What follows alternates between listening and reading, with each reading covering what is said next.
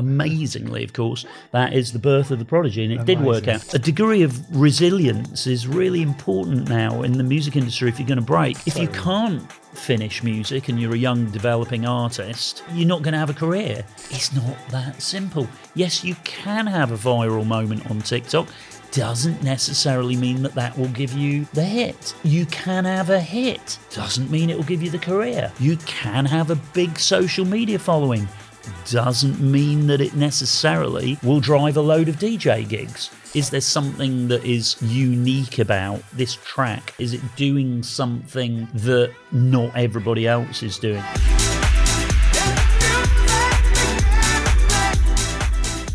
Welcome back to the Toolroom Academy podcast. This is the Artist Breakthrough podcast, where we sit down with some of the industry's finest and biggest players, bringing their advice, their wisdom and knowledge to you guys that you can take forward in your careers. And today I am joined by a real pivotal figure in UK music, in club culture, Nick Halkes, co-founder of XL Recordings, the man who signed the Prodigy, architect of Positiva Records, Incentive, and not only a legendary A&R, he's also a DJ, producer, artist manager and lecturer now as well. A huge contributor to club culture in the UK music scene. Welcome, Nick. Oh, well, thank you for that very nice welcome. It's good to be here, man. Honoured to have you, mate. Honoured to have you. You've really contributed to the music scene as a whole in the UK, well, around the world, with the music that you've signed and the work you've done over the years. So I really want to dig into that and just find out a little bit about your journey, how it even started at the beginning, right through to kind of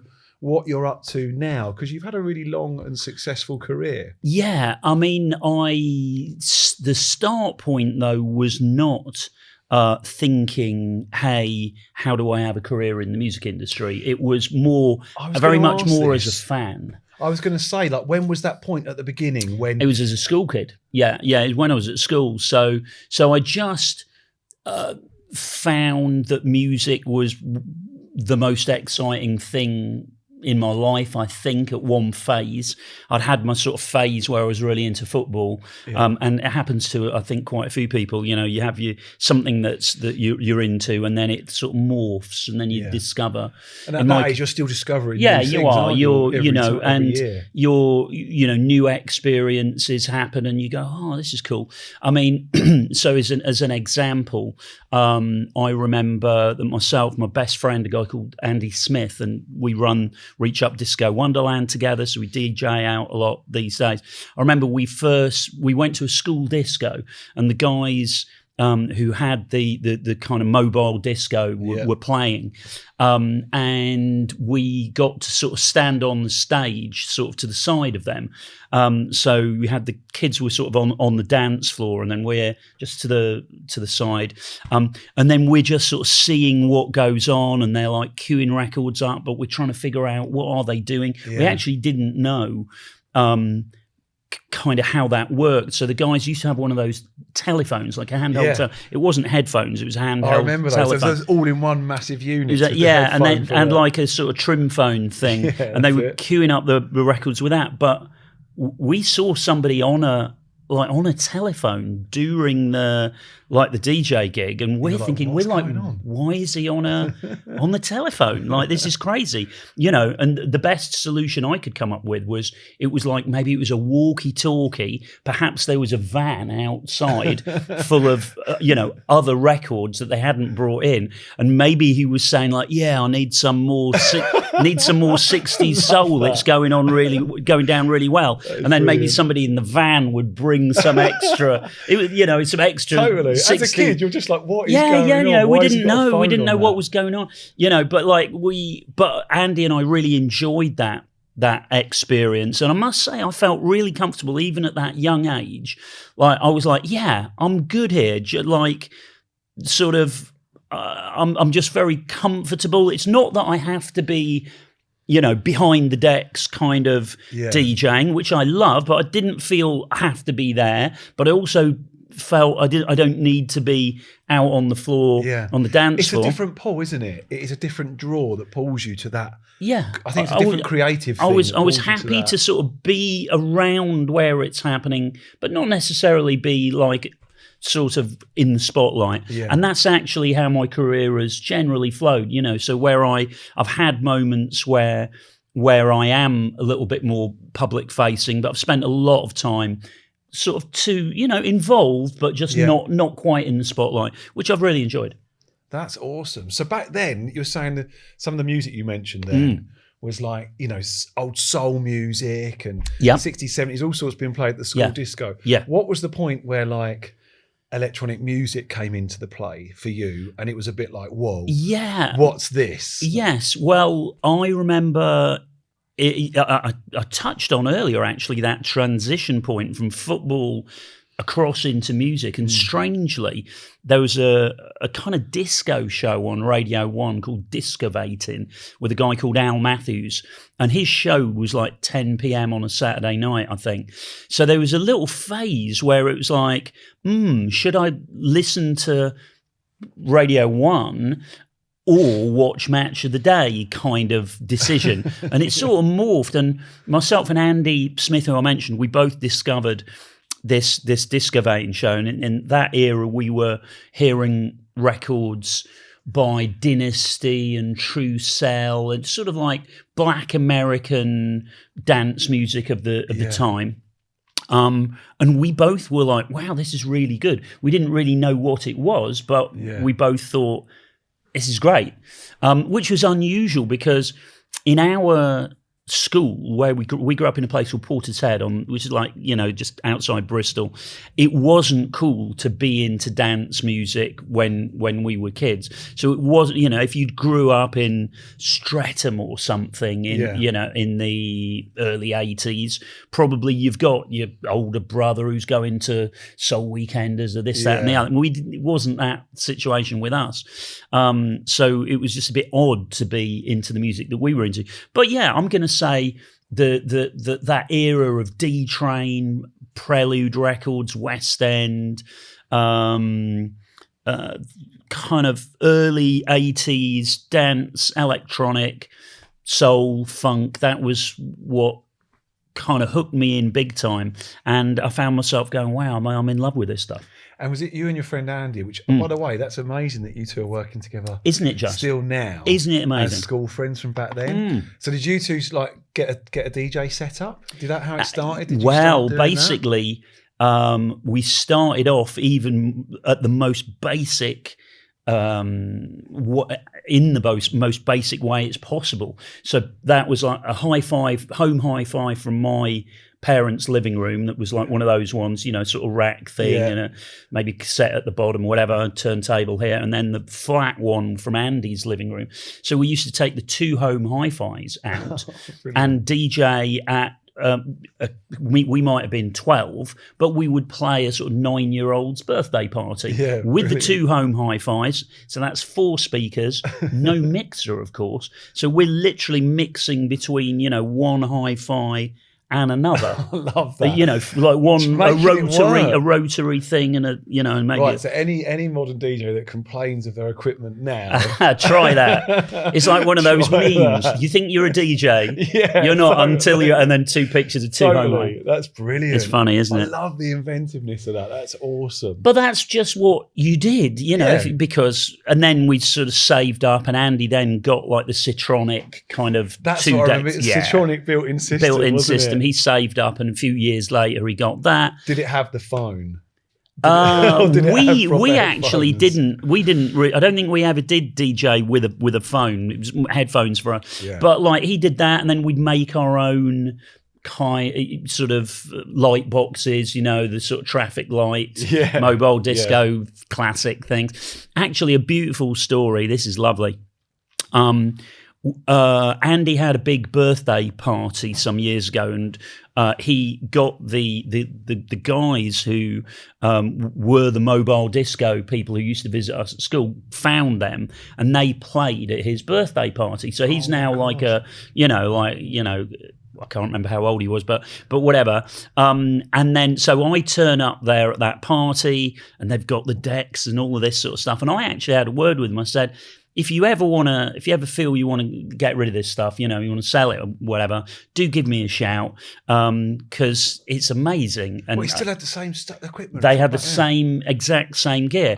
And the guy from Crazy Psychedelic Shack said, "Oh no, I don't think we'll ever be selling this."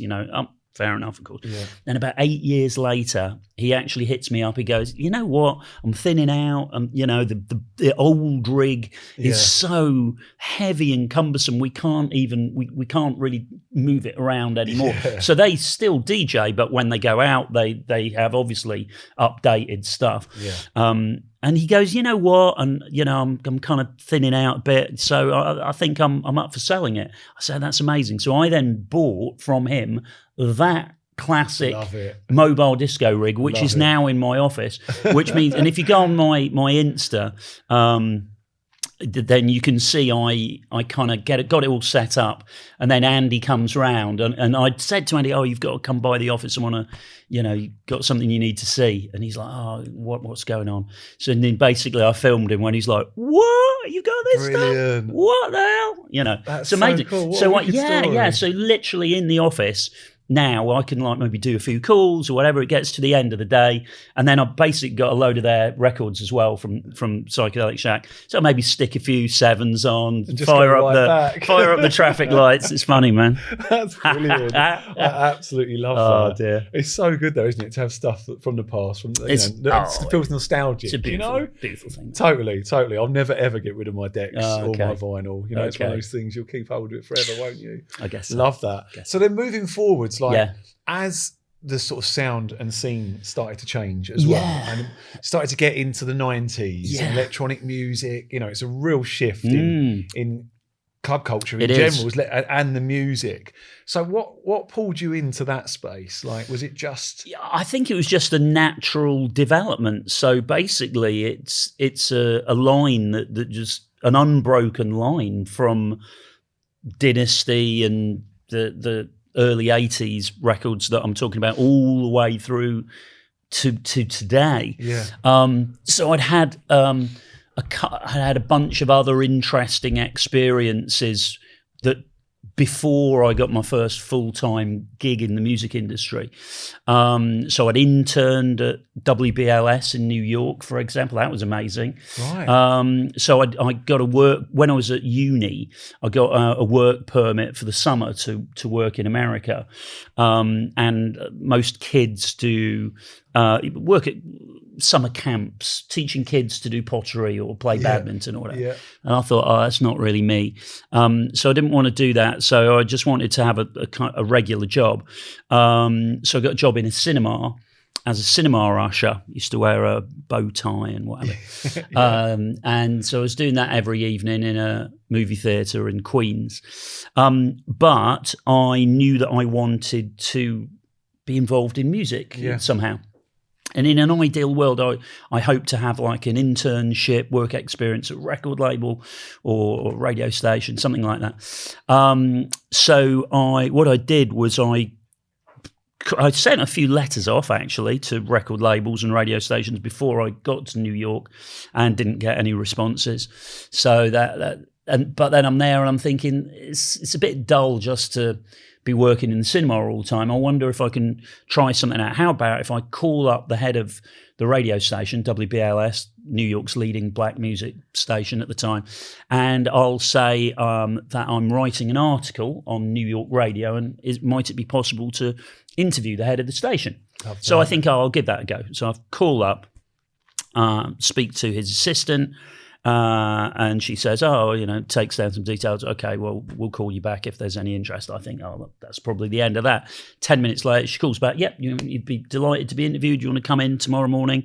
Oh my God. Oh, yeah. Okay. Let's put the phone down. What a blag, essentially. Well, total blag. And I didn't even have any questions at that point, because I wasn't writing an article on New York. But now I'd got the interview, I'm like, now I am writing an article on New York radio. So I'm panicking a bit and I'm trying to come up with some questions, and then go into the station, do the interview. And then I get shown around the station. Oh, this is like the ad sales department, and this, and this is the programming areas where the record library is and all this stuff.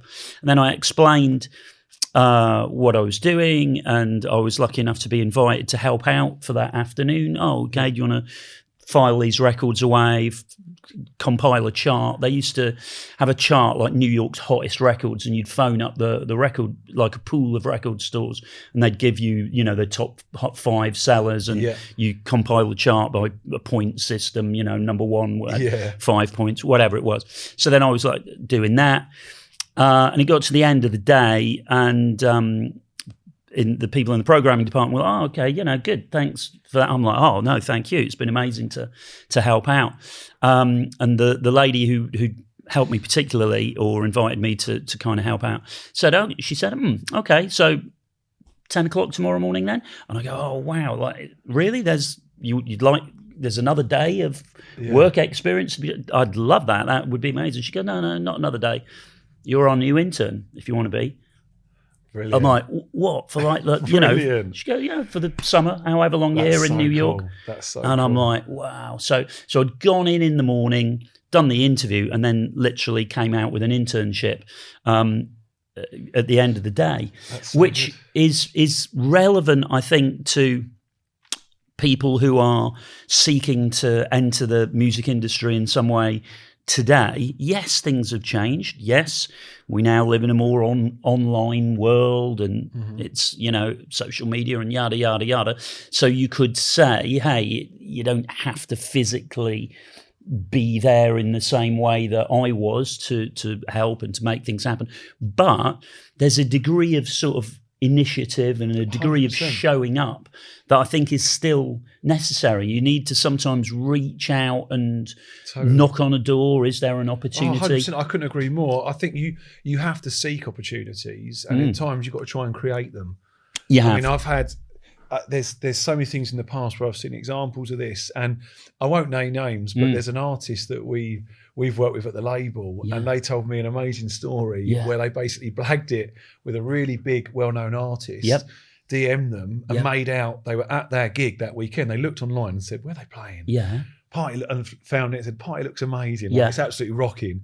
DM'd them and went, how good was that party? So cool. Thanks for letting me be in the booth with you partying. Here's that record I said I was going to send over. And they've come back on the DMs and gone, obviously just thought, whatever. Because they could see from the footage on Instagram that the party, everyone was in the booth. There was people. It was manic. Everyone was drinking, doing shots. They were like, it was so good. Thanks for having me up there. Here's that track to get that track listened to.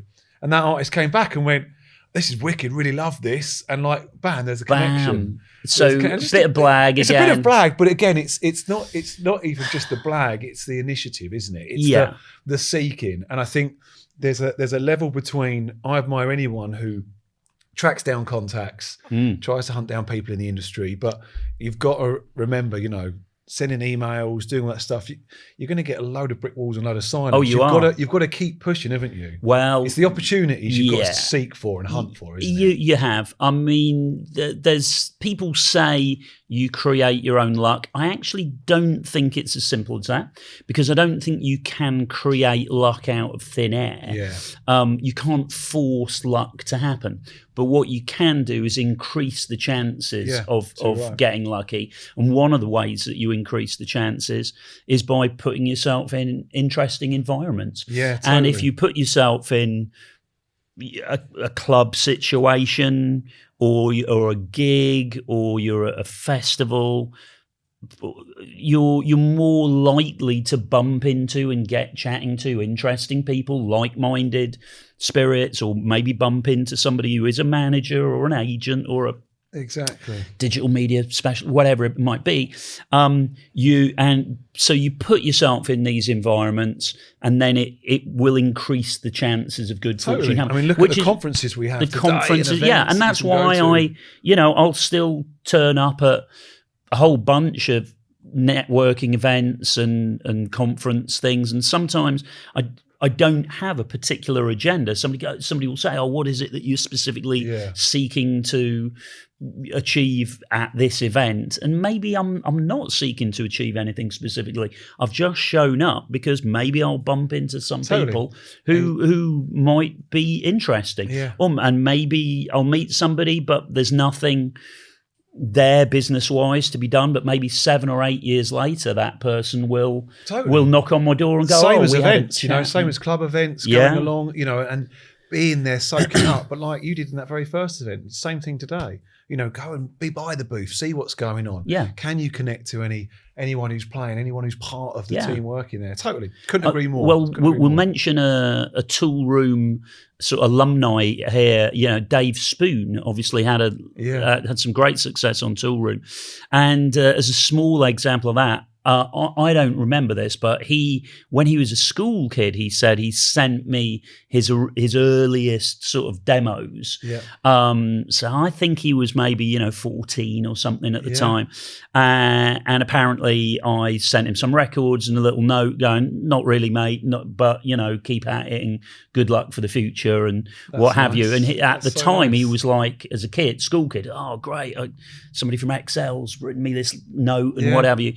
And then in years to come, then we started working together, and now I call him a really good friend of mine. Yeah, amazing. Yeah, it's beautiful, isn't it? Let's jump to the start of what is a major shift and a huge thing to happen in UK music club culture, which is XL Recordings, the start of that. Yeah. And he was obviously a major part of that starting, and the signing of the Prodigy, arguably one of the biggest UK electronic bands ever, in my opinion. So can you take us through the story? Sure. How did that even start? Yeah, well, I think that myself and Tim Palmer, Tim Palmer ran a label called City Beat, and then I joined Tim, and then essentially I was A&Ring and doing promo for City Beat. And then I had signed a record called Numero Uno by Starlight, and that was my first hit, my first top 10.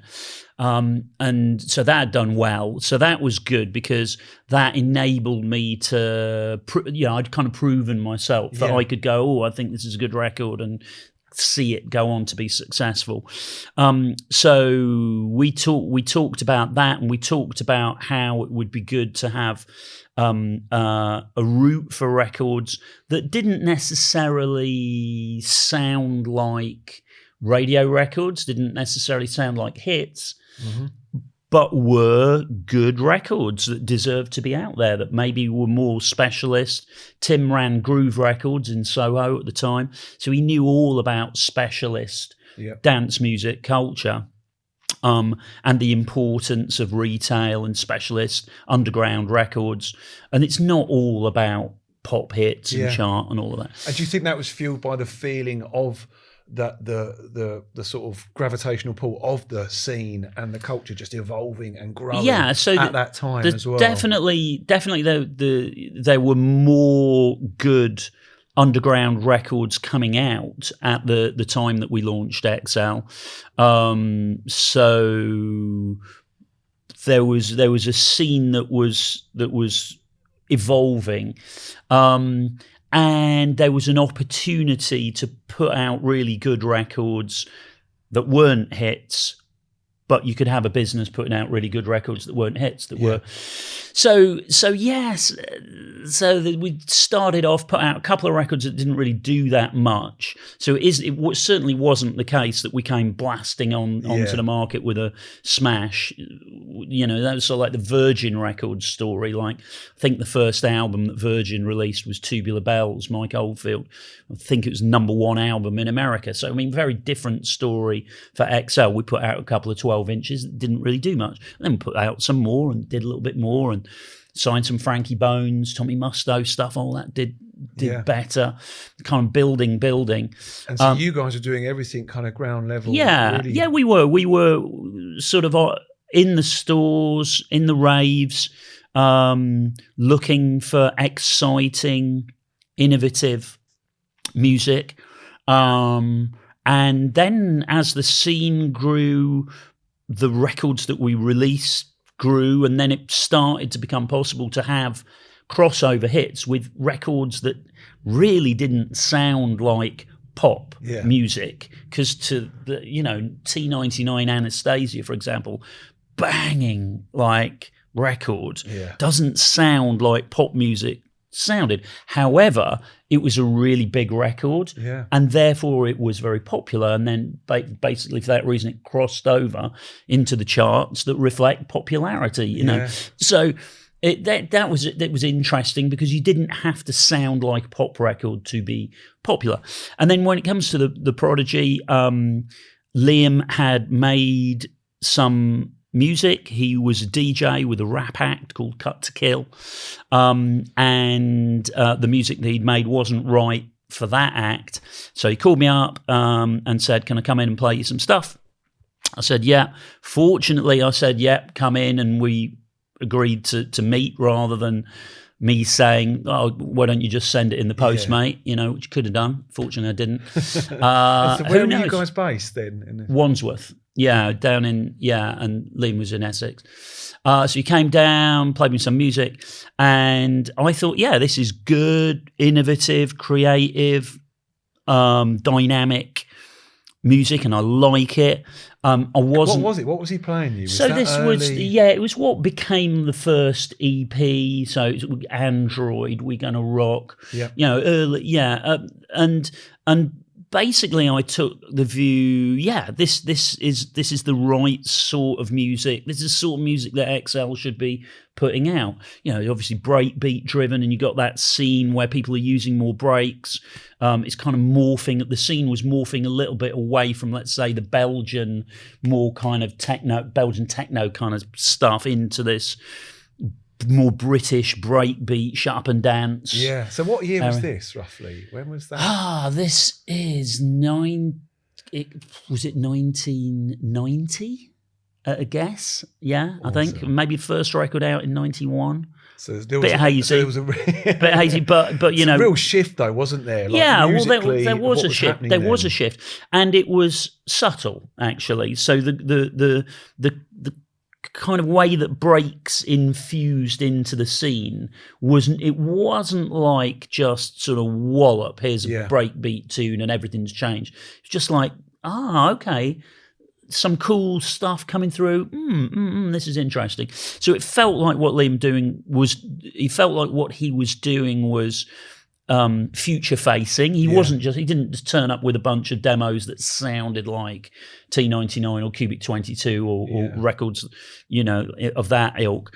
And I had a chat with him, and I asked him if he had a sort of vision for how he'd like to grow it, and told me that he hoped to have an act, a band. And I said, "Oh, this is interesting. Have you got the personnel?" He said, "Well, no, not really at the moment, but I've got some mates, and we've talked about, you know, maybe having a band, but we haven't done any rehearsals or anything." And he said, "And I'm hoping that works out." Amazingly, of course, that is the birth of the Prodigy, and it did work out. You know, so this is another example of how, from such humble beginnings, really great things can grow. Totally. And you know, for anybody who's making music out there, everything needs to start somewhere. You know, there was a point where Coldplay or U2 were just a bunch of dudes at uni or in the sixth form music room knocking out, strumming away in the lunch break. You know, everything's got to start somewhere. Now, for many of those acts, it won't lead to great success and playing arenas and stadiums and all of that, but for some it will, and it does. And you know, you do have to basically be in it to win it. If you're not giving it a go, making some music, making some contacts, learning all the time. I mean, there's so much stuff to learn out there. And when I was starting out, we didn't have the benefit of all of the knowledge that's available now. But if you are a producer or an artist now, tons of amazing podcasts and interviews with great people that you can learn from, and just hearing the anecdotal stuff. So there's a podcast that myself and Eddie Temple Morris run. We're on a bit of a hiatus break at the moment, but we've done 4 series of it. It's called Trailblazers, Electronic Pioneers, and the stuff is all out there. So that's us in conversation with Trevor Horn and Daniel Miller and Carl Cox and Fatboy Slim and Goldie, all of these guys, and just every one of those podcasts, you will hear some kind of anecdote where you go, oh, really? Wow, that's really, I think of the Daniel Miller one. We were saying earlier, put yourself in environments where interesting things could happen. So Daniel Miller, for example, Mute Records, talked in the podcast about how he went to see an act. And then he got there to somewhere East London, Essex borders, and I think he was due to see his act. It was on at 9 or something. And then he got there early. He was like, "Oh, there's a support band. I don't know who they are. I'll check them out. And I don't know. Might as well have a listen to one song." I think it was either that or go and have a burger next door. So yeah, I'll check out the support guys. Here's one song. Oh, pretty good. Oh, I'll stay for another. Second song. Also really good. Okay, this is interesting. I wonder if they've got anything. Third song, great. He's like, yeah, wow, these guys have really got something. And that was Depeche Mode. That was how we found Depeche Mode. Above a pub in like East London somewhere, who go on to be this enormous thing. But he put himself in that environment. Yeah, totally. Pete, where something good might happen. Yeah. I mean, it might have been rubbish. He might have gone there, watched one or two songs and gone, this support band are a right load of tosh, I'm going to get a bag of chips. Totally, but the thing is what's good about this is just, like you said, I think what we forget sometimes, especially in this modern world, especially with DJs, electronic music, house producers, when a lot of us see them and discover them, it's at that point when they're like really rising and they're quite big, and you don't necessarily realise or think about that where you're sitting right now thinking, am I going to ever do this? Is anyone going to listen to my music? They've all started somewhere. They've all had to start in the same place. I love it when you hear stories like that, because you just wouldn't, when you talk about Depeche Mode, that's one of the biggest bands of that time. But everybody... And upstairs in a pub. Yeah. As a and a chance meeting. Yeah, a chance meeting. Amazing. But it is amazing. But, there's so much that we don't see. Yeah, so you're right. You see the DJs and you think, oh, God, it's, life's easy for David Guetta, isn't it? I mean, that guy works hard, and he has worked hard. For years and decades ago, he's in a basement with 200 people. I mean, he gets a lot of flack, David Guetta. A lot of people slag him off. But to his credit, decades ago, he's in a basement in Paris with 200 people playing acid house off vinyl. Totally. It's like... Totally. He's I saw him. There's a clip that does the rounds of him DJing on vinyl in Space, Ibiza, and I remember actually being there. He's playing a bootleg of Donna Summer, I Feel Love, and it's back in the time, no phones, and he's just a good DJ. So 100%, I'm with you on that. A lot of people sort of say, oh, sell out, or they've gone commercial, and it's an artist's choice of which way they go and where they go and where they take their careers. And of course the market decides, so you as an artist, the artist puts out the music, but whether it is a hit or not isn't up to the artist. That's up to the public.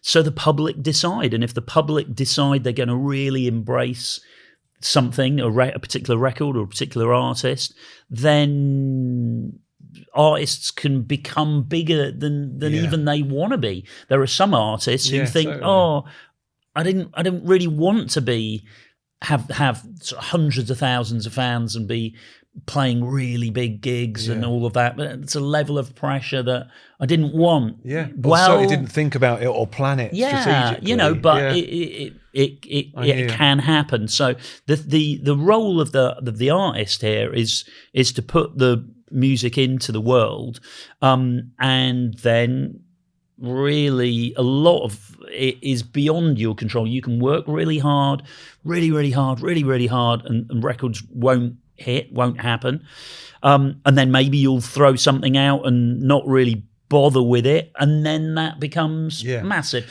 It's the same actually in terms of making records. So you can spend 6 months on a track, hours every day trying to get the EQ of the snare drum just right, and all of that. Or sometimes you just 4 hours wallop bosh. And of the two, is it necessarily the case that the one that you spent 6 months on is going to be the bigger record? Not necessarily. You often hear these sorts of stories, you're right, of people when an artist is asked that, and People sort of almost a bit in shock. Like, it took me 4 hours to make on a flight or in a hotel, and everyone's like, catches the moment. And that's creativity. You can't necessarily put a time or place on that when that magic's going to happen. That's right. And sometimes you just hit it right. You hit it right in timing terms. So the record that you've made, that you put out, has landed at exactly the right time, because there'd been records before it that sort of paved the way, softened up the market, if you like, got people ready for it.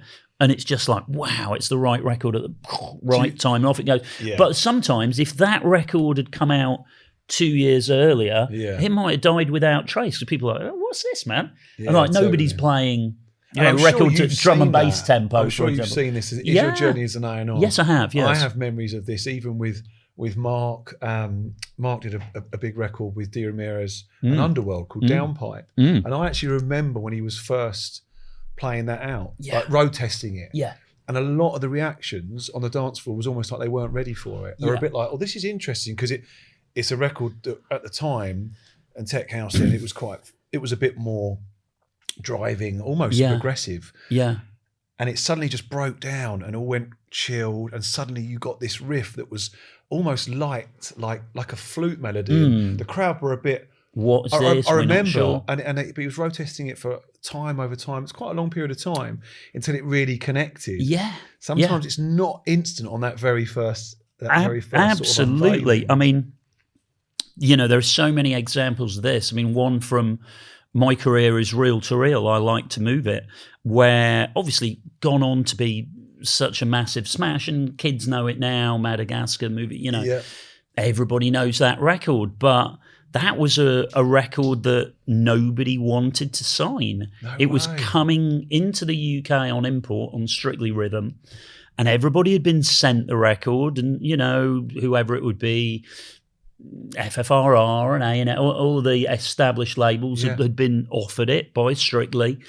No, it was in the stores, and nobody wanted to sign it. And to Dave Lambert's credit, and Dave, I worked with the Positiva team. We had Dave and Kev Robinson, and over the years, different people, of course, all playing their part. And Dave was like, I think there's something in it, And so I wasn't sure at first, but then kind of penny dropped on, maybe there is.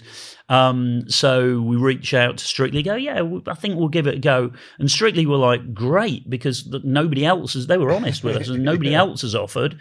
They're like, really, if you just want to do it, pretty much have the record. So it was very cheap to sign because they had no competition, and they were just happy to just give a different label a go. Yeah. And of course, an enormous smash. It was massive. So I've got that on Positiva. That's one I do have. It was really the one that put Positiva on the map. I guess, from XL, it was T99, Cubic 22, and then SL2 Prodigy Liquid, maybe. Actually, lest we forget, House of Pain also, Jump Around XL. Massive, huge. Yeah. I mean, you throw them out like just, it's this, but that's huge. Acts and records in that period that really define, for not just anyone, because I think, that's my generation. I lived through that. That's when I was discovering it. Yeah. And I was lucky enough, I had an older brother who was few years older going to these raves, and I'm like, what's this music coming out of his room? Oh, mate. I was pulled right in. But the younger generation now as well, these artists are still lasting the test of time. Yeah. So before we continue, if you're watching this podcast, you're probably a dance music producer trying to break through. And that's exactly why we created the Toolroom Academy Production Certificate course. It's an online program that certainly changed the game in house music education. Over 3 months, we write a track together to a professional level. You receive professional A&R feedback and technical feedback along the way every single week, and you'll join a really supportive, genuine community of like-minded producers as well. Our students have gone on to get signed to labels like Toolroom, Armada, Spinning, Nervous, Solid Grooves. They've started DJing in boiler rooms and touring internationally. If that sounds like the next step for you, check out toolroomacademy.com for more info. Yeah. You shared something recently of a gig, and I think it was, what Prodigy track was it? Was it could well be Out of Space. Was it at Boardmasters? Yes, I think you shared something with that. And I think I mentioned like everybody in shot. Everybody in shot is younger than the record. None of these people were born when the record came out. When the record was there. And you know, this is the wonderful thing about music, that if you can be involved in something that's brilliant and truly connective, it will keep connecting, you hope, across the generations and across the years to come. It becomes a sort of timeless part of popular culture. And of course, some records are just like they do their thing at that time. So there's a whole load of records came out in 1992 that were just like cool, and Groove Rider played it a few times, and Kenny Ken dropped it at wherever. We tend to remember the anthems, don't we? And those records, you know, came and went, and they had their moment, or a little moment, or maybe they didn't even really have a moment at all. A lot of records that came out, but then the ones that, you know, have that real specialness and uniqueness, you know, they do. Yeah, they really do stand the test of time. And it's a beautiful thing for me when I'm out and about, when I hear, you know, I just like you saying I DJ myself still with Andy. And so we played, let's have a think, Beautiful Days Festival, for example, this summer. And we played our set of disco meets house stuff. And that was great. And then the DJ after us was playing, you know, Liquid and SL2 and Prodigy. And I'm like, Awesome 3, you know, and amazing. Records as well. There's records that I've signed, and then records that I co-made. So The Bouncer, maybe, or whatever, Kicks Like a Mule, or Awesome 3 in its Kicks Like a Mule remix form, you know, are both. They're records that, again, you hear a lot. So was you involved in the production and the making of yeah, exactly. So Kicks Like a Mule was myself and Richard Russell. So The Bouncer was us. And really, we decided on that one. We were like, there's all of this exciting stuff going on. And, you know, XL at that point was signing and having big records, and we just thought, should we make one ourselves and let's see what happens? And that was The Bouncer. Let's not underplay those tracks. And again, you know, with The Bouncer, it wasn't really that we were kind of trying to have a hit necessarily, but we're like, when we were thinking about the hook in the record, we just wanted to have a record that was memorable and identifiable. Yeah. So it actually has a unique identity that stands because there's out. a lot. That's right. Because in the club's pre-Shazam era, of course, there was a lot of records that would get played that people might dance to, but they didn't know what those records were. And at the end of the night, could they even remember what they were? Oh, it's got a bit of a riff, or, you know. Yeah. Whereas at least with The Bouncer, that was a record that we knew you could go into a record store the next day and go, have you got this record? It's got like a nightclub doorman, he's saying you can't come in or something. And then the person in the record store would go, it's that. And I still use that as an analogy today. I think that's a great analogy of that, of talking about that memorable thing. Like when you're talking to, you know, artists, producers now that are making music, and it's like, obviously everyone wants to sit in a different lane, or their music wants to sit in a specific place. But I always say, look, consider this. Doesn't matter how underground this record's trying to be, minimal, or how big room, whatever, it's still... How can someone remember that record? Yeah, what is identifiable? When they've left the room. Yeah, is there something identifiable about it? And it's the hook. Yeah, and you're right. You're right. In an ocean of instrumental tech house, if you go to Amnesia or something, and it is the one instrumental tech house record that's got something about it that you can identify, then it probably will be one of the bigger ones. It becomes the track of the summer or something because of that unique sample, that unique thing. It was a little easier to tell, though, sort of back in the day when you had that because of the power of specialist retail stores. So really the way you knew when you had a big one was when like the signs would go up where they'd be like, don't ask for, whatever, the bouncer, it's not out till blah, blah, blah. Because then you knew you had the big records. There was like so many people coming in asking for something, they had to literally put a sign on the wall saying, no, it's not out, we don't have it. and that, and I saw a couple of signs go up. We're talking 12-inch vinyl, right? Yeah, the demand for that. And then I pre-release, the main release, and I saw a couple of those signs go up for the bouncer, and that was a big moment for me. I was like, oh, great, that record is in such demand that record stores are needing to say, oh, don't ask me anymore, man. It's not. Can you remember back then, like numbers? It's quite interesting of like the amount of sort of vinyl that record or record like that would shift back in the day. Yeah, I mean, I think we'd be getting through 10,000, 12,000 sort of pieces of vinyl. I think it's crazy. Yeah.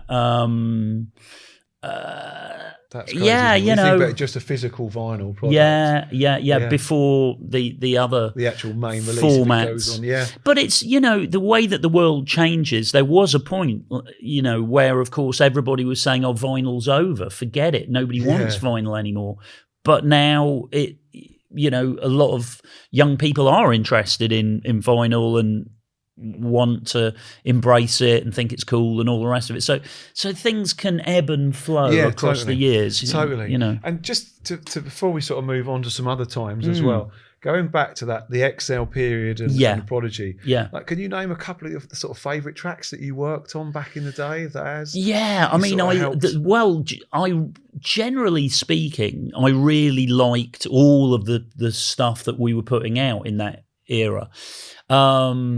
So there are different approaches to running record labels and A&R.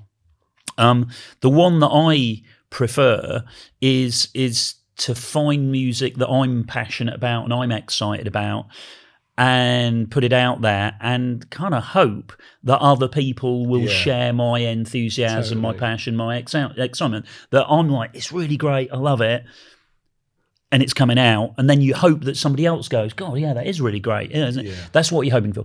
Now, there's a different way of approaching at A&R, which is to not really have it so much based on what the individual person feels, what the person signing it feels. They like look at the market and go, I don't particularly like this song or this zone of music, but I see a big potential for it, so I'm going to sign it because I think the market will like it. I don't really like it that much, but I see commercial potential, so let's do that. But I feel that's a little bit more, the sort of X Factor type way of looking at things, where as business acumen rather than just how you're feeling about the music, I suppose, right? And for some people that works well. In my experience, when I've signed stuff that I don't like that much as a general, and I have signed a few things where on paper it should be big, but I don't know whether I'm that big a fan personally, but for this reason and that reason and the other reason, let's say, a famous producer's made it and some big DJ is supporting it, and and the press love it or whatever, and you're thinking, okay, I can see why this should be successful. But when I've done those kind of signings, they've tended not to work. And then the problem is that when you hit that struggle point, you can't even go genuinely sit in a meeting and go to a promo person or a radio DJ or whatever, but it's brilliant. I genuinely believe this is brilliant. If you play it, I just think that it's a brilliant record that deserves the oxygen of publicity, and be convincing like that, because you yourself are thinking, it's not all that. So that's generally my philosophy, and I do think there's a lot to be said for that philosophy, because then if stuff fails, if records come out and they aren't successful, you can go, well, at least I still think it's a great record. Not many people agreed, but I believed in it, and I still do. I think it's great. Is that something you think, for all your career to now, a thread that goes through everything. It is. Other things we'll talk about, not just like in this period we're talking about as an A&R, through what you do, with artist management, your DJing, everything that you do. Do you feel that thread is something you've learned is like, it's got to be something you really feel passionately about and actually really love, as opposed to that other way of thinking? Yeah, I think that is definitely a thread. I mean, I didn't get it necessarily at the beginning, and it's just experience has taught me that is what works for me. And hey, there's things that I've been passionate about that haven't succeeded. Artists I've signed and managed or whatever, and they've not, gone on to do anything that massive. And that's just the way it is. There are great, isn't it? It's the same with artists, right? No one's a robot. No one's just a pure hit maker. You think about in 2025, there's no shortage of robots out there, but do you know what I mean? Yeah, totally. Which we also might talk about. Totally enough. Right, but no, generally you're right. Look, I think that.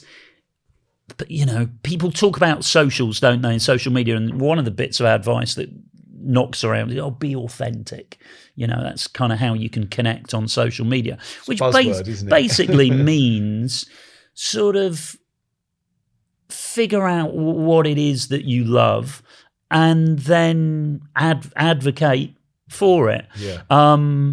And then even if it doesn't happen in a big way, at least you've done what you believe in. So it is a thread, yes. So for example, you, as a manager today, a pop act, let's say a boy band, for example, could come in to the office and go, hey, we'd really like you to manage us, and we've got this is what we've got going on. We've got tracks produced by this one and that one, and so says that we're going to be enormous. What do you think? If I didn't love it, I probably would go, no.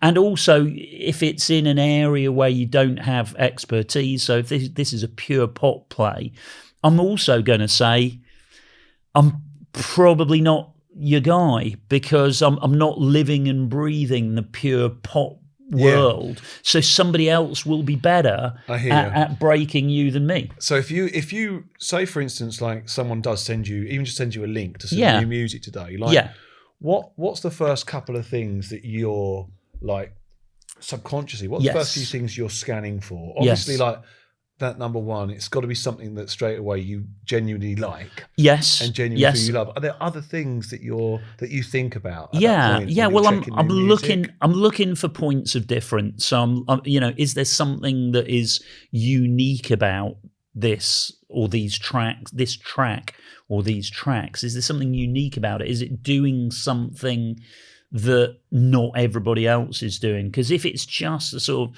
just somebody just sending me some instrumental tech house that just sounds like instrumental tech house, of which go on Beatport, there's loads, am I going to be that interested in being involved? Probably not.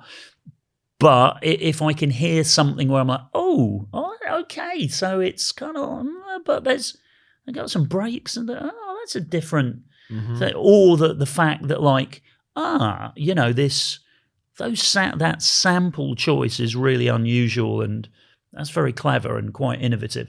I'm looking for those sort of responses in myself. See, that's really interesting. I tell you what I'm also looking at these days is I am looking beyond the audio that I'm listening to, because in this day and age, the shape of the world, there is more to it than just what is there in the audio.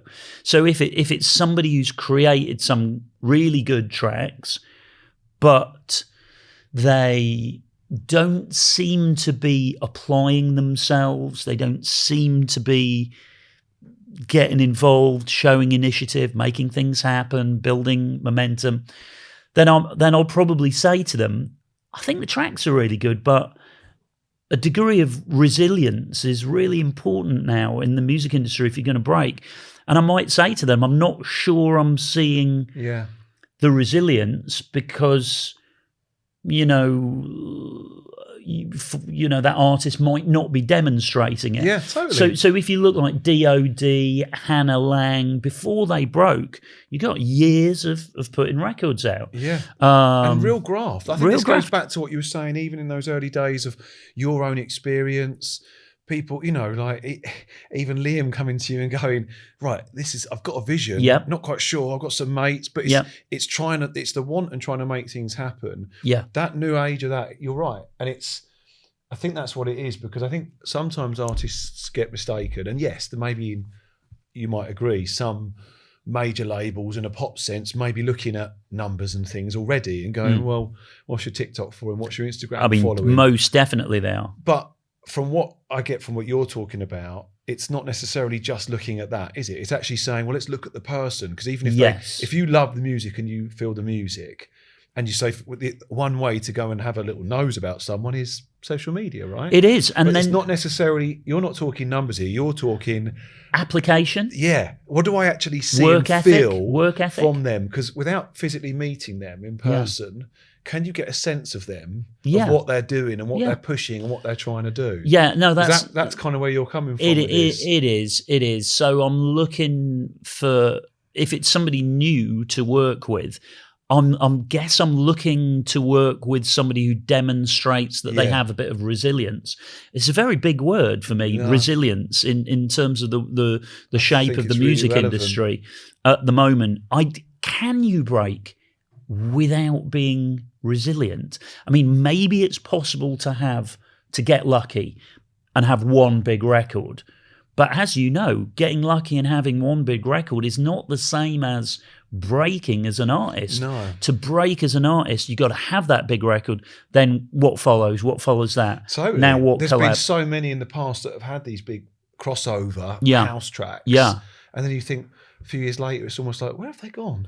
And unfortunately, we've got an ecosystem which doesn't encourage, artist development. It's not like the algorithms are necessarily saying, "Oh, okay, you had did a bit okay with your last single, so now let's lean in a bit more and give a bit more profile to the next." It could be the case that you've done all right. Next thing comes.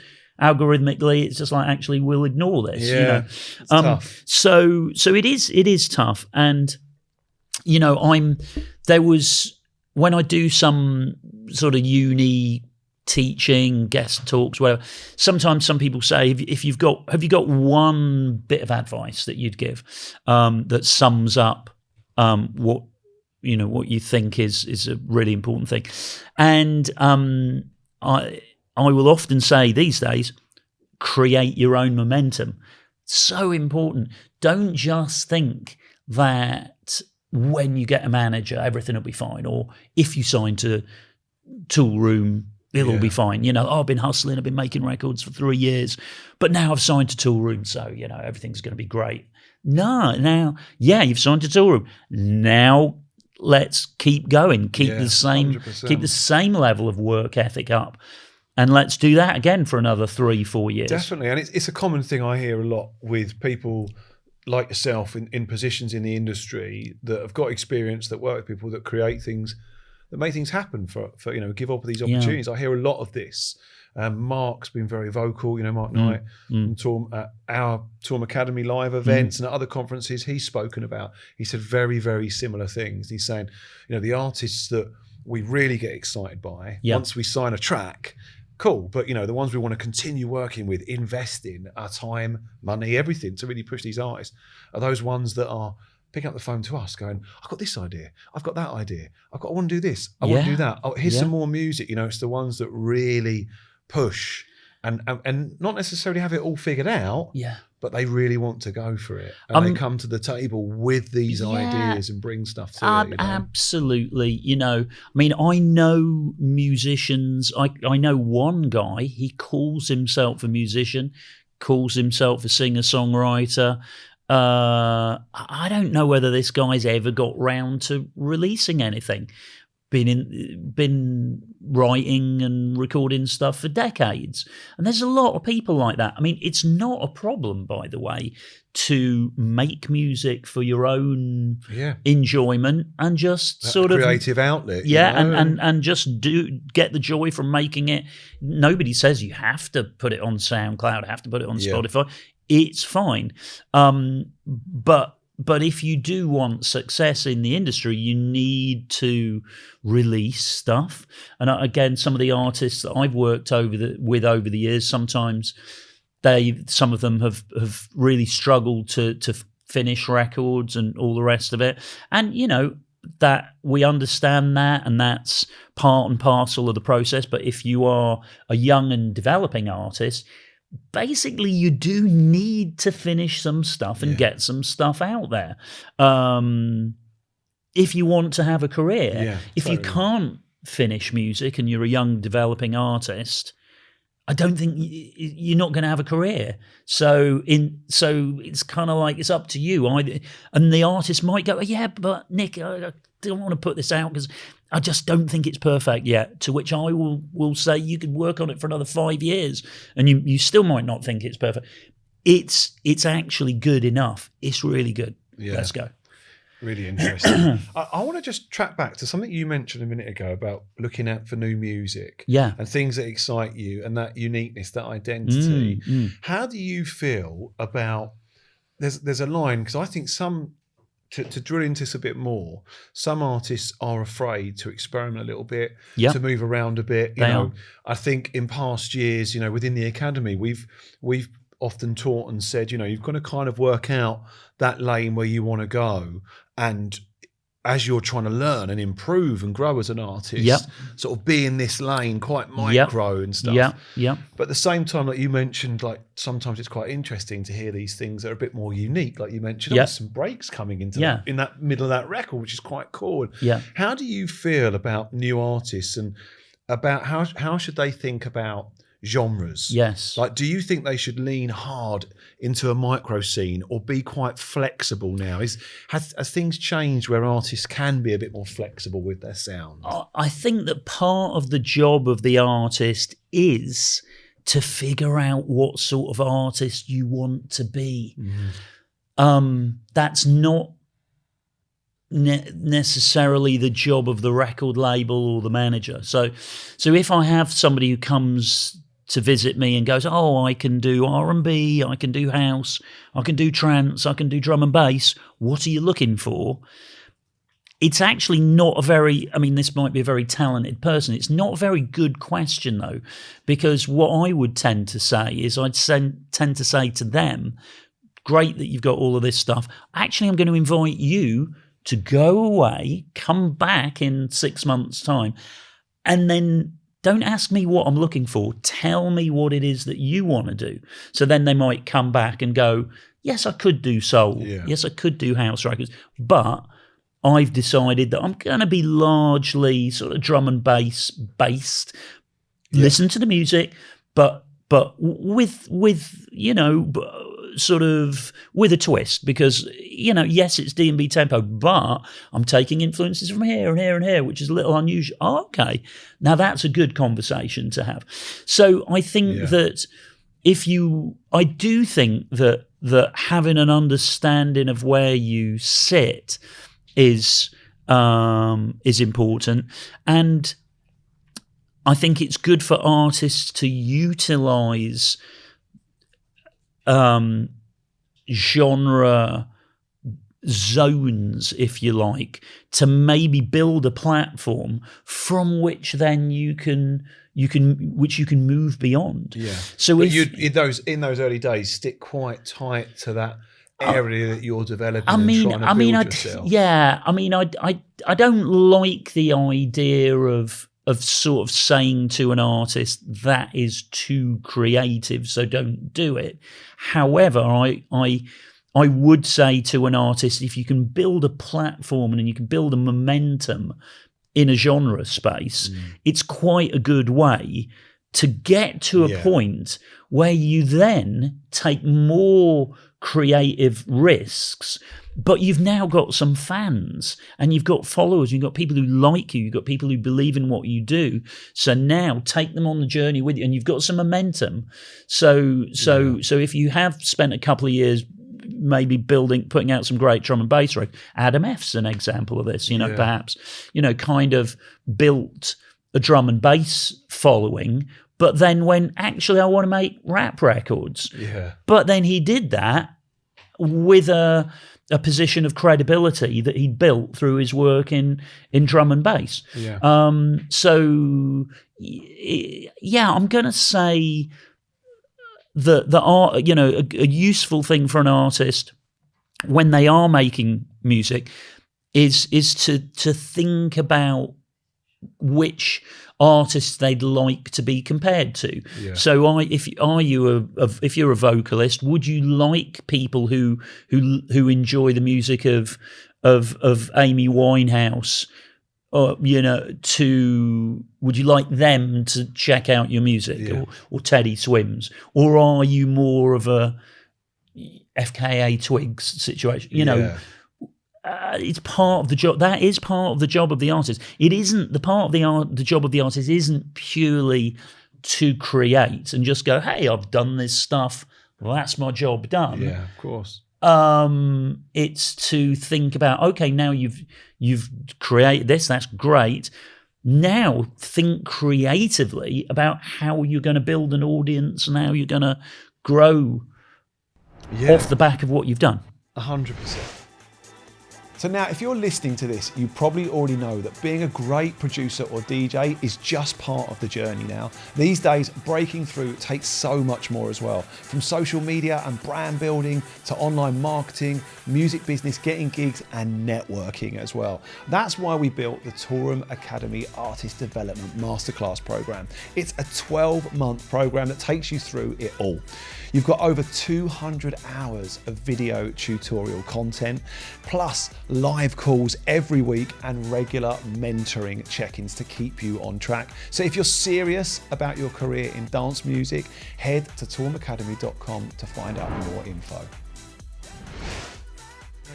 You also touched on about teaching. You do a lot of lecturing and mentoring now as well. Yeah. Which is a great thing, to kind of get involved in this and give back. And when you do that, when you speak to new artists, when you walk into a room full of new artists, producers, do you feel sometimes there's specific things that you really want to get across quite quickly, like a bit of advice? Do you feel there's big misconceptions about the music industry that you feel need to correct? Even what you were just saying a little bit about that, about the artists, what they feel they need to do. So I think that some of the things I've mentioned in this conversation, create your own momentum, think about where you sit as an artist, all of this sort of stuff. I do try and get that across. Then misconceptions, So I think one of the misconceptions that I see is sometimes a feeling that if I make a great record, it will have great success. If it's the best record I've made and we think it's really, really good, surely it will do really, really good things. But I don't think the world gives you back exactly what you put in. So just because something's a great record doesn't mean you'll get a great result. Yeah. You might make a great record that does pretty well. We might make an average record that doesn't deliver average results. It delivers poor results. So there's maybe that misconception sometimes that if I do that, then that'll happen. Yeah. Whereas the reality is if you do that, actually maybe something like this is going to happen. Do you think that's linked to a lot as well because of the emotional connection and ties as the artist, the work that you put in to a piece of creative work, so you've put so much into it, that expectation as well? Well, that can be part of the mix, that an artist can think that because they've invested so much time and energy and love into something, that surely it will happen, and everyone else is going to feel that same. Yeah, or maybe they need to feel that it will happen, or else they wouldn't do that work. So that's another thing, that artists sometimes need to convince themselves that something is going to be successful, or else they wouldn't even do it in the first place. Yeah. So that mindset helps them to create good work. But of course, the reality is that, as I've mentioned, there's a whole load of other stuff that goes on that's outside of the control of the artist. And then the other thing, misconception-wise, I still think that all of us as humans try to sort of come up with simple explanations for things. And it works in politics. If you can just go, boom, the problem is, boom. That is a easier proposition to deliver than a politician who goes, right, well, there's a very complex scenario here, and there's positives over here, there's negatives over there. It's all very difficult, but the answer is this sort of complex mixture. That doesn't land well. So you might have this opinion that, it's all about going viral on TikTok, for example. It's not that simple. Yes, you can have a viral moment on TikTok. Doesn't necessarily mean that will give you the hit. You can have a hit. Doesn't mean it will give you the career. You can have a big social media following. Doesn't mean that it necessarily will drive a load of DJ gigs. You can become obsessed. If only I can get to 100,000 followers on Insta, if only I can get to 200,000 on Insta, surely then I'll get a load of DJ bookings.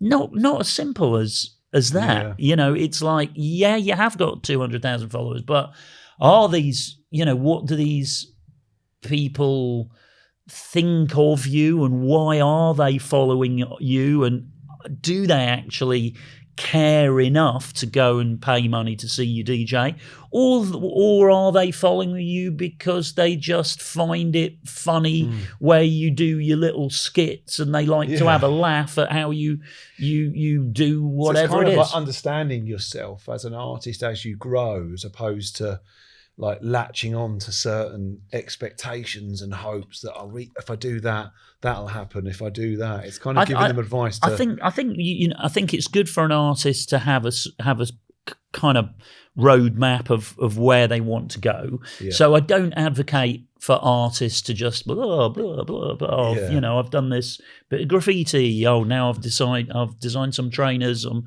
kind of I've got a photography thing. I mean, obviously some people are very talented, and they hey, do try different things, and maybe one of them will stick. So there's an argument for that. But I think, I'm looking for resilience in artists, and I am looking for an artist that has some feeling for where they want to go. And I'm also looking to work with artists who want to learn. Or, I like to work with people who, study and absorb and grow. I mean, I like that. I like to work with artists who are interested to hear constructive criticism. I think that's a good sign in an artist. But I'm totally cool for them to go, and I hear your advice, Nick. And no, I'm not going to adopt that. Have you had a few stubborn artists that you've worked with over the years? Of course. And absolutely, and I'm totally cool with it, actually, that if I give some advice, if the artist is like, I've taken it on board, I have thought about it, and I've come to the conclusion X. Ultimately, look, it's their career. They, that's fine. If you've had a good think about it and what have you, then, cool. What I'm less keen on is the artist who doesn't even want to hear that input, or hears it and then rejects it instantly. That's harder for a manager to be in that situation where if an artist doesn't even want to hear it, or rejects it without even sort of giving it any consideration. But yeah, and sometimes, hey, I'm advocating for artists to be resilient. You said, have you dealt with artists who are stubborn? I mean, stubborn, resilient, you could say that those are two pretty similar things. I mean, and you do want an artist who believes in what they're doing, because you want that passion to spread. So yeah, I think the ideal kind of combination in an artist maybe is like the resilience I talk of, plus the openness to kind of maybe that I can have a conversation, I can provide some of my thoughts or some guidance, whatever, and they go, yeah, maybe, now that's really good, Nick. I'm going to take that, but this and that. Actually, I'll leave and that. To have a strong vision. That's the way that a good manager-artist relationship can grow. Yeah, and you do want an artist to have vision. You're right. Yeah, I'm looking for the people that I work with to have some vision of where they're going and what it is that they want to do. Absolutely. So because you mentioned, obviously, it's interesting that you juggle these hats, yes, and these different stages of your career as a artist manager, lecturer giving people advice, as an A&R as well. What do you think? Do you think there's like an unglamorous but real crucial part of being an artist? Because again, like you talk about the resilience, do you think there's things like mindset, the admin side, health, relationships? Do you think there's things that you'd hope that new artists would think about and take on quite early on in their career that they might not think about, that you've seen quite a lot over your career? Yeah, I have. I mean, there is a whole bunch of unglamorous stuff to the artist world. So when I'm making Nick Reach Up records or remixes, working in that zone, which we can touch on a little bit maybe, there's a whole bunch of unglamorous stuff there. I mean, I find the way the world is that so much chasing is needed to sometimes get simple things sorted. I find myself, if I've done a remix or something, I might need to send 4 emails. Hi, just checking in. Have we got a release date yet? Oh, we're working it out. Maybe a few weeks later, I'm like, hi guys, just checking. Oh, glad you reminded me. We've got a scheduling meeting tomorrow. I'll mention, and so it goes on. Unglamorous. It's boring to have to do that stuff, but that is part of what you've got to do. Other unglamorous stuff. Yeah, I mean, you're right when you talk about health. It's not in any way glamorous to think as an artist, actually, what would be a really good use of my time this evening is to have 8 or 9 hours sleep. That's probably exactly what you should be doing.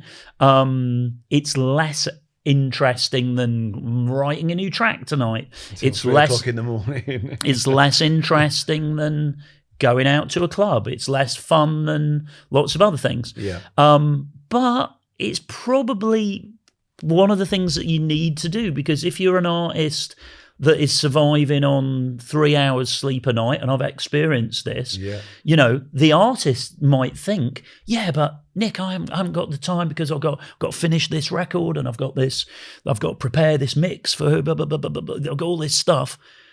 But you're going to crash and burn unless you get some sleep, bro. So not glamorous, but for sure, totally. Getting some decent sleep, getting some decent food, maintaining some decent social relationships, like not being so immersed in your art that you forget to call your friends, you don't speak to your family anymore because you've just got to, get this bass sound right. No, you do need to speak to your friends. You do need to speak to family, because that will help. So balance is that'll really help you to actually remain sane. Yeah. And if you remain sane and you've had some sleep and you've had a bit of decent food, maybe you're strong enough to put in another day as an artist. Yeah, so balance is really important. It is. You got to think about those things. So let's talk about what you're up to now as well, because it's really interesting. We were talking off camera actually about one of the tracks that you've made recently, which I heard. Now you're doing this through Nick Reach Up. Yeah. Was there a time when you were? Has it always been balancing both? For you, like as a career, ebbed and flowed. Actually, do you know what I mean? Because essentially, if you say, let's call the career more behind the scenes, yes, and then as an artist, you're responsible for those huge records back in the day, and then now we're coming back with Nick Reach Up stuff. You know, some great remixes out there and productions out there as well. Yeah, and the Disco Wonderland, Reach Up Disco Wonderland events. So I think that it's ebbed and flowed. So let's say rave era kind of sort of lent in it for a phase into the Kicks Like a Mule stuff. Then there was a phase when I was making some records under the name Halkes, Horx. So record with Adam F there, record with Dave Spoon. There was some cool kind of bits and pieces in that era knocking around.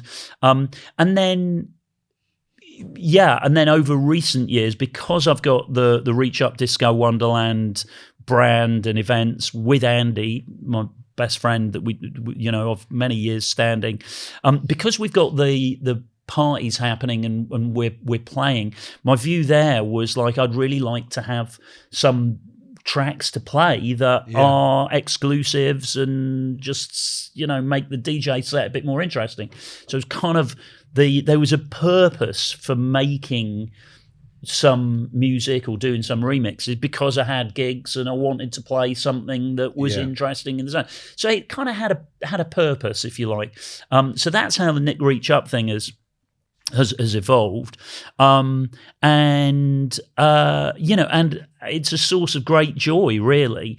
I mean, there isn't much that's better than being with your best mate, doing something that you love, having a laugh, and just traveling. Do you think the secret to that as well is that attitude that you've got right there of just saying, just having fun and enjoying it? Or is it something where you're actually going like, right, I'm going to have a bit of a strategy for what I'm doing with Nick Reach Up, really go for it? Or do you find you're actually getting some traction from where you are actually just doing what you love and enjoying? Well, I think you can tell, can't you? You can tell the DJs that love what they do.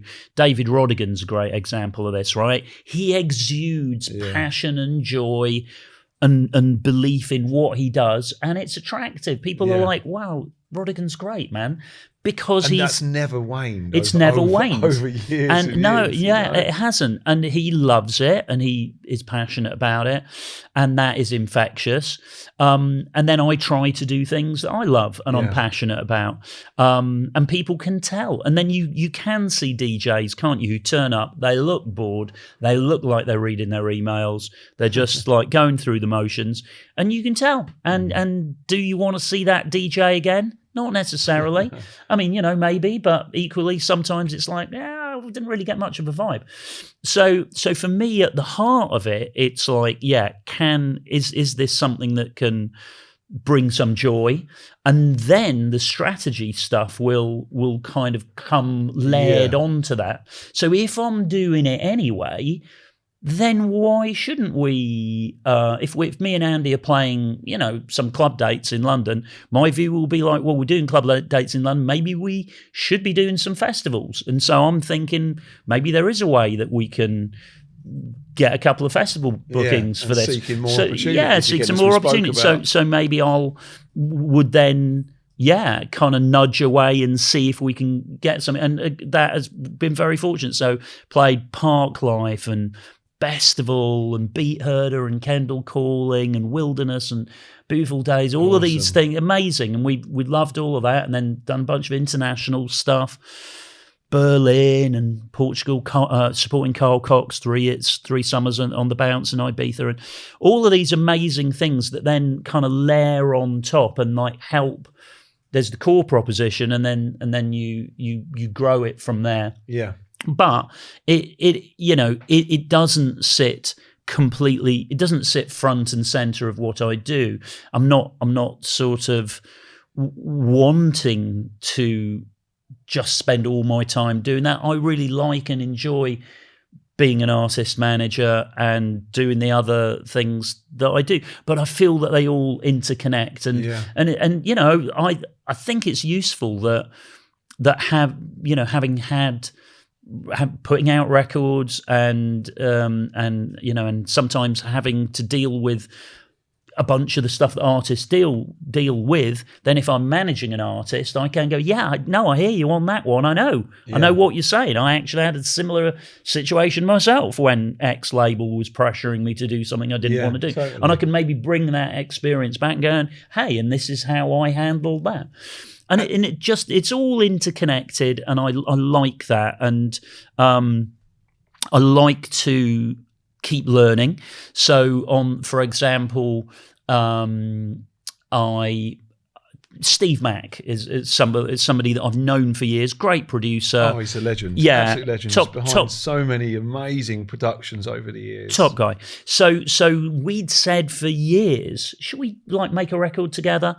But it didn't happen for a long time. And then I saw an opportunity. I had Prodigy playing in Brighton one evening. I knew I was going to be down in Brighton anyway for that gig. Steve is Brighton based, so I'm like, Steve, I think we've got the opportunity here. Let's meet, make a track in the studio this afternoon, come down to the Prodigy show afterwards, and we've got a plan. And that's exactly what we did. And then we made a record there that sampled Raw Silk, Do It to the Music, record that Mark Knight actually supported quite a lot. Do It. Steve Mack, Nick Reach Up, came out on a New State label. Yeah, Majestic played it, got a load of Fatboy Slim support, etc. So it was just like, okay, how can we match up these different things that are interesting, exciting, and dynamic? And then it was off the back of that Steve played me a bunch of music that he'd done with Irving Welsh, and at that point, I think there was an unreleased album there, and then my view was, wow, this is exciting, this is really good. I identified what I felt was the most exciting track on that artist album, and I said, hey, Steve, maybe we can remix this. And he said, okay, yeah, well, that would make sense. And then we kind of did it. We'll call it on spec. We just did it. And then he sent it to Irving. Irving goes, love it. And label people love it. Oh, great. And so, it's... And that became the remix on the Men in Love soundtrack. Exactly. For the new book. Exactly. Amazing. So the sort of strategy, if you like, is like you never know exactly where something might lead, but if you're working with good people, then there's more of a chance that it will lead to interesting places. So that's that, and then I've got this Gadjo and Nick Reach Up. Essentially so many times that's out on Armada at the moment, and then with that one, for example, classic record, one that's never really gone away. And then my thinking was, I've got a bunch of DJ dates, I could a good new mix of this would be really handy. So essentially I kind of did the mix to have to play, and then Armada and Gadjo were like, actually, it's cool, we're up for putting it out, and then it's out now as Gadjo and Nick. Because sometimes new artists and students ask me about that, about creating what we effectively call, from back in the day, the old school term, bootlegs, remixes of old tracks. Yes. And I say, well, the thing is, it's worth a try. If you have a vision of something and you can get it out there and try to get some airtime, get it played, sometimes it will get the momentum to actually get the original artist, the record label. It certainly will. Get their attention and actually go, do you know what? It certainly will. We'll do this. Yeah, It's definitely. worth a try, yeah, right? I think, what is more eye-catching? An email from a young person, developing artist, going, I would like to remix your classic. Yeah. Or here's a bit of footage of somebody who actually has remixed it. They've slid it to Mark Knight. Mark Knight's gone, wow, this is amazing. It's really cool. I'm going to play this out. And then you've got a bit of footage of 2,000 people going crazy. Which of the two is more interesting and dynamic? Yeah, totally. I don't think, I mean, there's layers to it now. Is it right to just bang it on Spotify uncleared? No, it's not. No, and that would be, that's not right. And it would be, if that happened, the artist would be, oh, hold on, man. Totally. Let's get that There's taken. a way of doing it right. Let's get that taken down. There is a way of doing this right, but I think as an opportunity for new artists, it's something they could experiment with and have fun with if they feel there's an opportunity. And the technology is there now. It's easier to create an a cappella and bring your own music than it was before. You're running around, you're just like trying to find an a cappella out there. The key is to do it with respect, isn't it? It's do it with respect and the foresight that you don't own that. You can't just run away with it. Yeah, and this is where knowledge is important for developing artists. Try and understand, learn the difference between what is music publishing and what and master rights. What's the difference between the two? If you can understand that, you're at an advantage when it comes to getting an idea like this cleared and up and out. Obviously, if you don't understand that at all, and then a label starts saying to you, well, this, and what about that, then you're in the dark. Then what are you doing? You're scrabbling around, maybe trying to find a lawyer to explain something, but and waiting for the lawyer to come back to you. Try and get that knowledge. That knowledge first. But no, I think that creating a unique new mix on something is a great way to create the momentum that I think is absolutely essential. I really like that. So I'm going to ask you a couple of really quick fire questions to round up. And these Sure. will be tricky ones because okay. people always hate being asked a quick fire question like this. Try my best. All right. You're the most favourite record you've ever signed. Oh, come on, man. I know. It's probably the most awful question to ask an A&R. Oh, what? It's so tough. I'm putting you on the spot. Or a specific memory. Let's go with a really strong memory of something you've signed that was not necessarily the most favourite record ever, but you go, there was something special about signing that record. If you can pick one. Yeah, I mean, it's very difficult. But I definitely have... There's eras which are full of particular memories. Yeah. So obviously rave era, I've been at incredible events, and I might have heard Your Love by the Prodigy getting a spin. Always got a bit of a soft spot for that one, to be honest. That. Yeah. It's the true raver's favourite, I think, isn't it, really? Definitely. So like memories of that. Or then in the trance era, we had a Positiva residency both at Ministry of Sound and at Bagley's. But I particularly remember the Bagley's residency fondly. And so we were right in the thick of that, signing records like BBE, 7 Days in 1 Week. Massive. And then we'd go to our Bagley's residency. I'd play them peak time. Obviously, there's so many amazing records, but so you would go Energy 52, maybe into BBE, maybe into For an Angel or something like that. And I would just be looking out there, seeing people like melting, kind of like going absolutely nice memories. And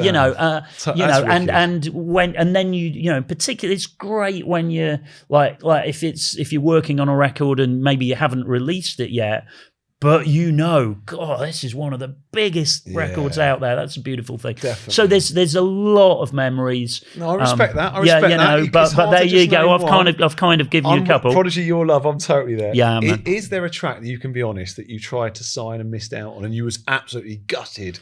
Like, it was huge. Could you name something? I mean, Robert Miles' Children, we tried to sign. That went to deconstruction. Yeah. Obviously, enormous record. There's been can't catch them all though, right? No, you can't catch them all. There's been a whole bunch. I mean, and there's also stuff that I've passed on. So there's that. There's like trying to sign something that goes to somebody else, and then there's stuff where I wasn't going to ask the past one. Well, you can. Some people are often like they're too scared to admit it. Come on, man. What is this? What you passed on? Passed on Aphex Twin. Oh wow. Okay.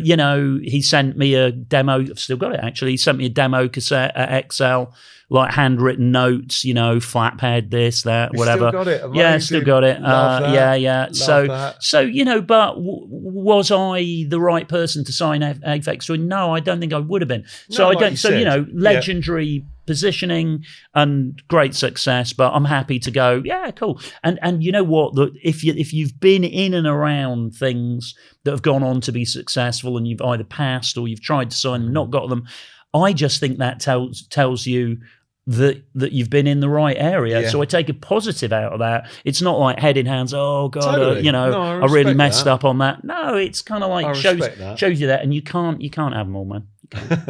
Is there a record that you have on repeat, like from back in the day, from the last couple of years, something new? Is there something that you'd never skip if it came on? Oh, mate. I'm not asking for your favourite record because that's just impossible. But is there a record that you listen to a lot? Do you ever go to one? Maybe even one of those tracks on that old Satronic setup, an old 7 that you might spin a lot. Is there one record you can think of? Oh, wow.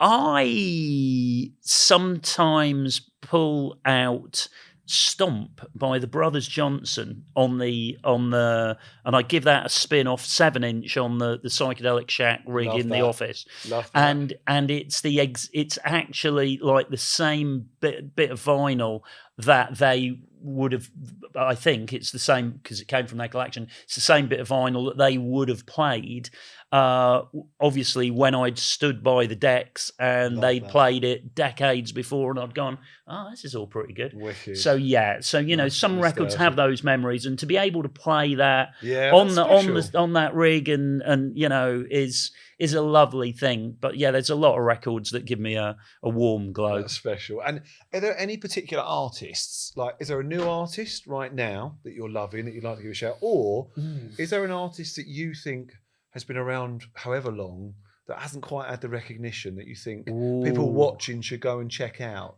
Gosh. Someone that you recommend and go, do you know what? Go and have a listen to their stuff. Pretty cool right now.